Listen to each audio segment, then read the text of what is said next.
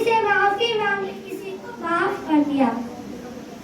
عزیز دوستو، ہمارے نبی صلی اللہ علیہ وسلم کے اخلاق اور عادتیں بہت اچھی تھی۔ دوست دشمن بھی آپ سے محبت سے پیش آتے اور آپ کے ہمیشہ کے لیے دوست بن جاتے۔ مکہ والے آپ کو صادق اور امین کہا کرتے تھے کیونکہ آپ سچے اور امانت دار تھے۔ آپ نے کبھی کسی کو گالی نہیں دی، کبھی کسی کو برا نہیں کہا، کبھی کسی سے جھگڑا نہیں کیا۔ کیا امیر، کیا غریب، کیا بچے، کیا بوڑھے، کیا مرد عورتیں، سب کے ساتھ پوری زندگی اچھا سلوک فرماتے رہے۔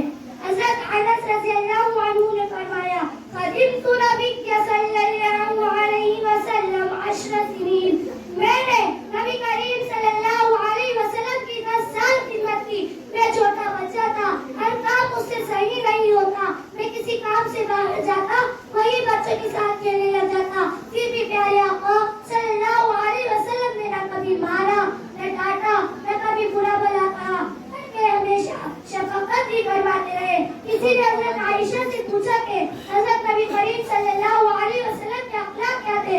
فرمایا، آپ نے قرآن نہیں پڑھا، نقلقہ القرآن، یعنی آپ کے اخلاق قرآن نے بیان کر دیے۔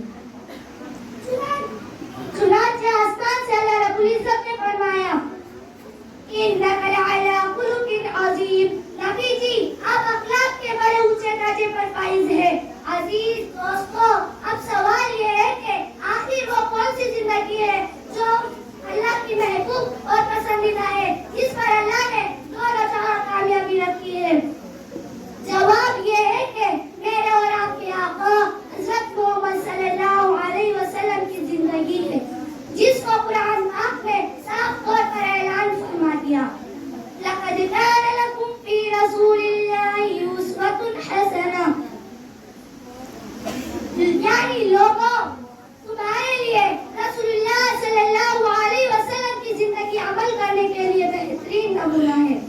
صبح کے اٹھنے سے لے کر رات کے سونے تک، پیر کے ناخن سے لے کر سر کے بال تک، پیدا ہونے سے لے کر موت تک، ہر زندگی کے ہر شعبے میں ہمیں صرف یہ دیکھنا ہے کہ ہمارے نبی کے اخلاق کیا تھے اور اس موقع پر ہمارے نبی کا کیا عمل تھا۔ آخر میں ایک شعر کے ساتھ اپنی تقریر ختم کرنا چاہتی ہوں۔